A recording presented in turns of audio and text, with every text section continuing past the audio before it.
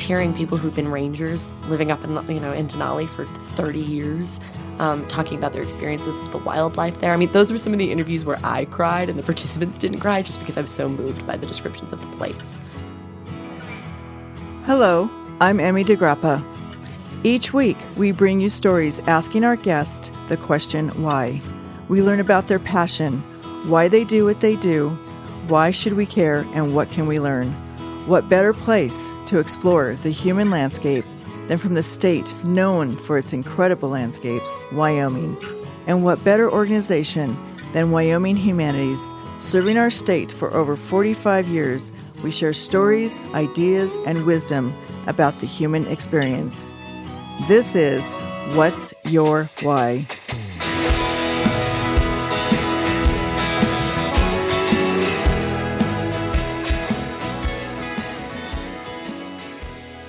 Today, we are talking to Jacqueline Van Meter. She is a mobile tour site manager for StoryCorps. Their mission is to preserve and share humanities stories in order to build connections between people and create a more just and compassionate world.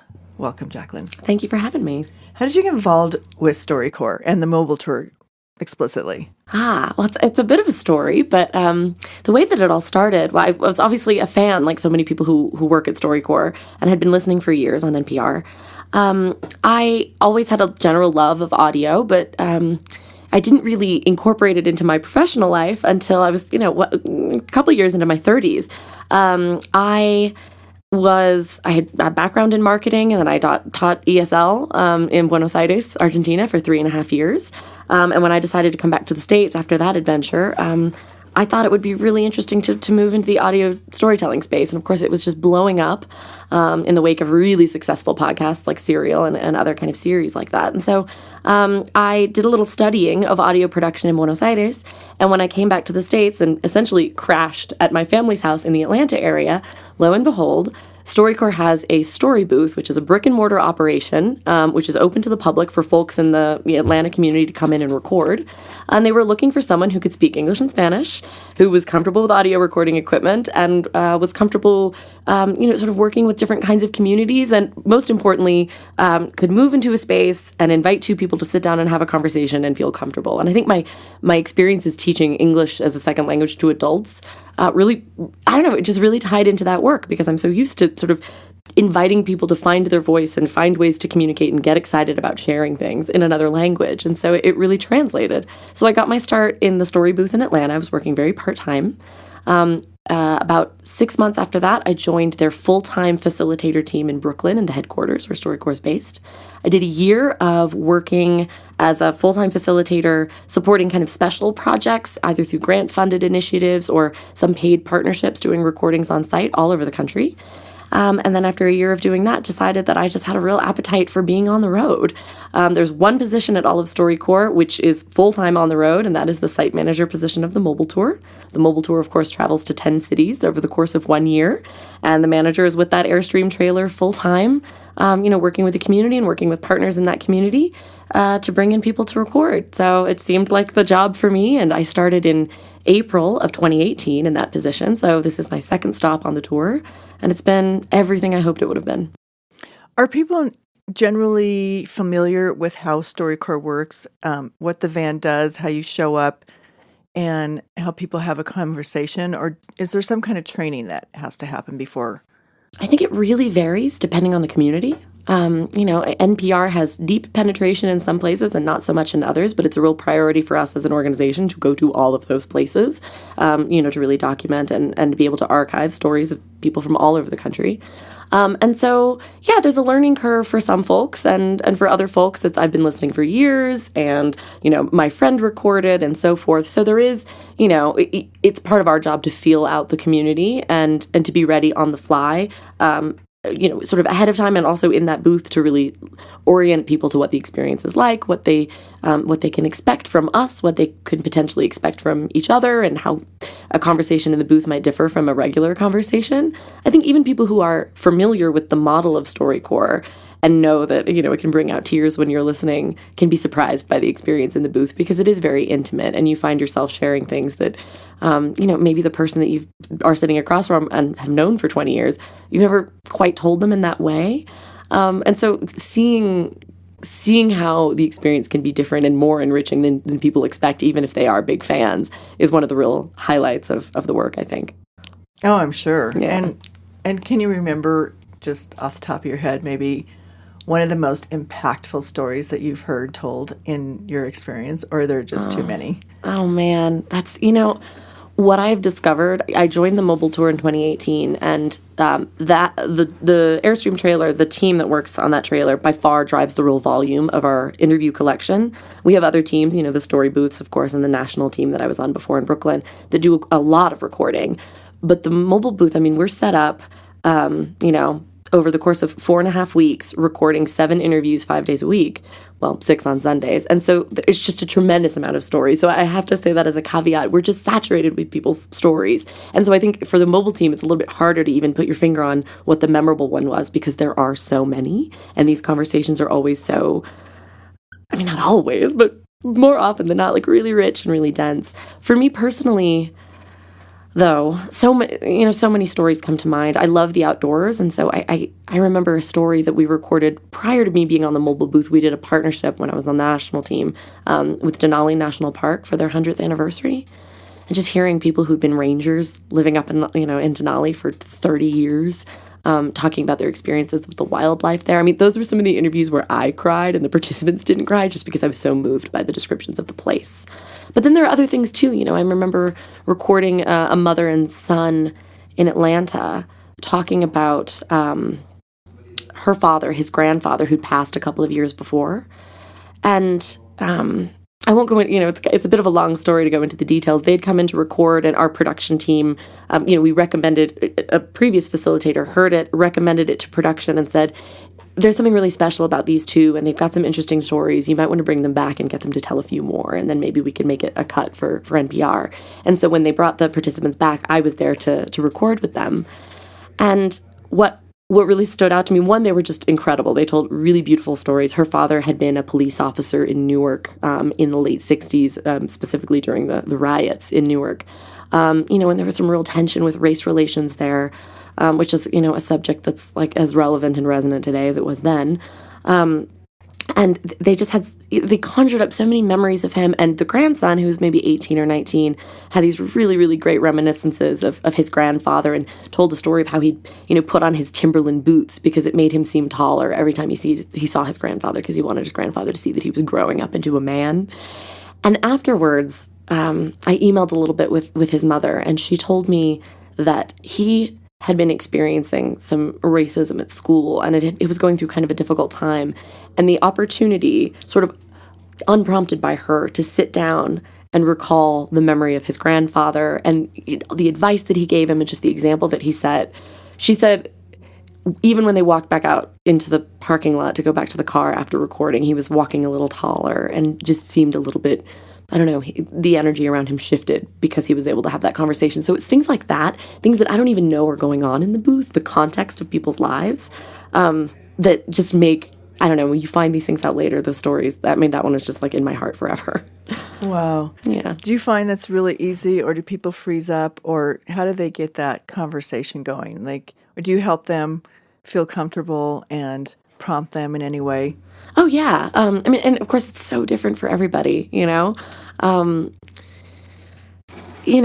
sometimes a lot of people say I'm a little nervous. They get in there and it's like, oh, I'm sitting in front of a microphone. This feels formal. They have this reference point of NPR, so they think that they're supposed to sound like some professional on the radio. And that's really not the idea at all. What you hear on NPR is so, it's authentic, but it's heavily edited so we can get, this really pure story down into 2 minutes. But the actual conversation itself, we really try to encourage participants when they step into the booth to just relax, be authentic. The space is for them to use however they want, and they can talk about, my colleague Madison always jokes, like, talk about your favorite ice cream flavor, whatever works.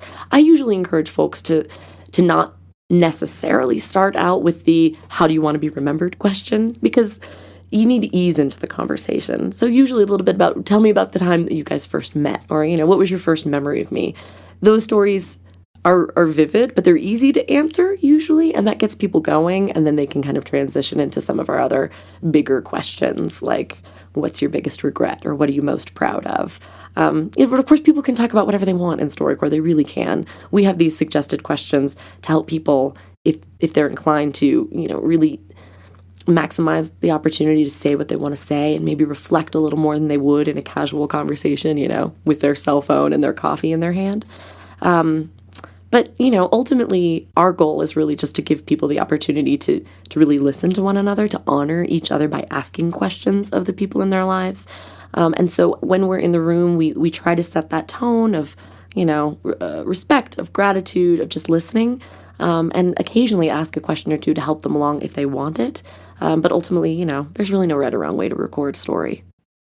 So when you're in New York and you're basically flying at 30,000 feet and going into these communities, how do you know that you're making an impact, or what's left behind? And is there something left behind? Or is it that they can go online to StoryCorps.org, I think it is.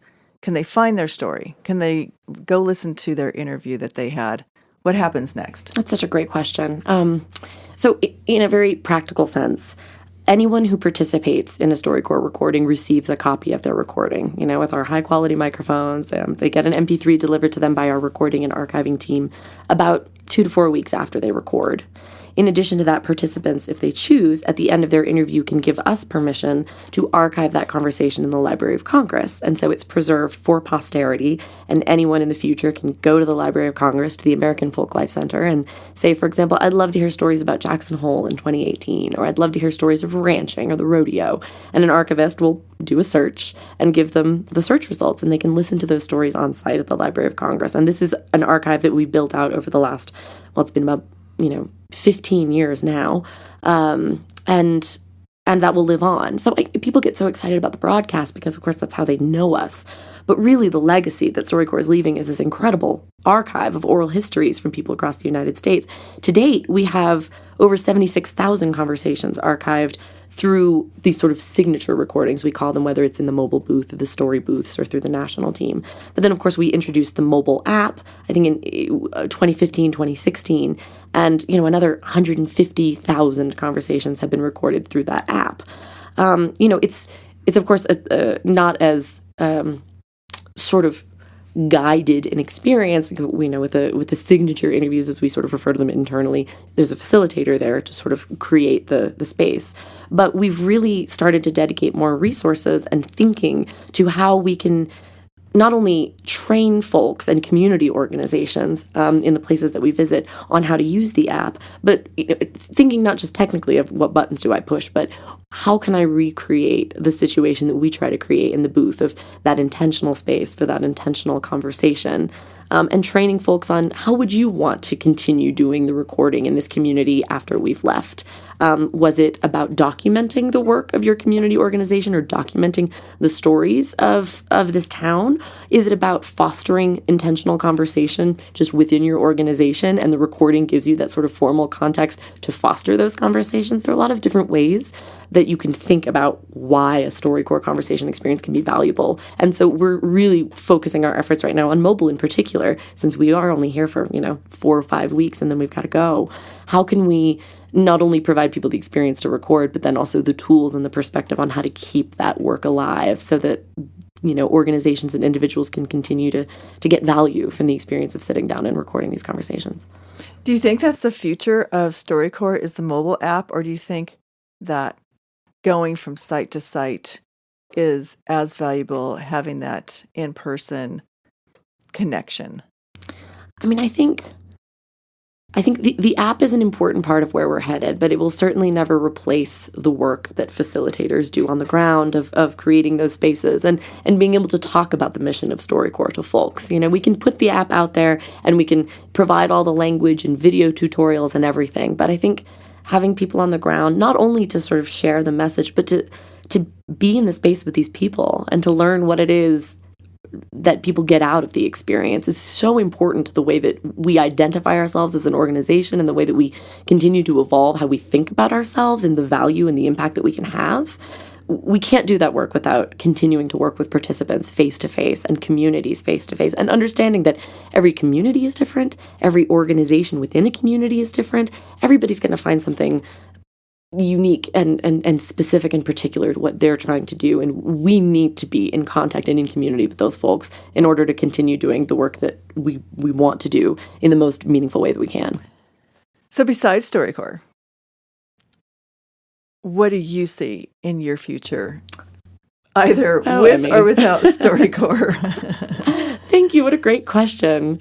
I've always been a bit of a wanderluster.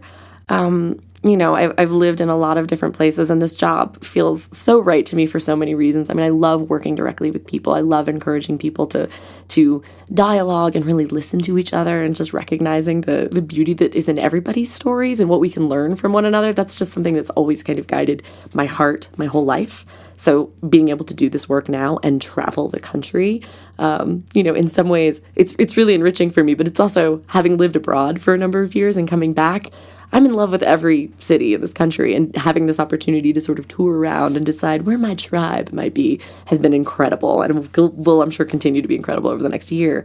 One thing that I'm super interested in is the idea of place-based storytelling and how we can map stories onto our experience of places, like audio tours and thinking about ways that storytelling can connect people more to their own community and to the places where they live, and what is the relationship there. And in particular, I being out west and being in Colorado and Jackson, there's so many lessons I've already learned being on the road about the relationship people have to the land and how important that is. And it's so easy if you live in a suburban area or an urban area to sort of lose sight of that.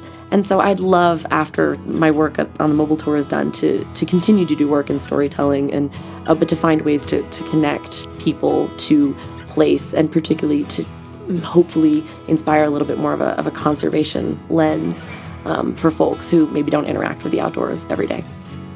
That's excellent. Yeah. Thank you for being here. Thank you. It's been incredible. Absolutely.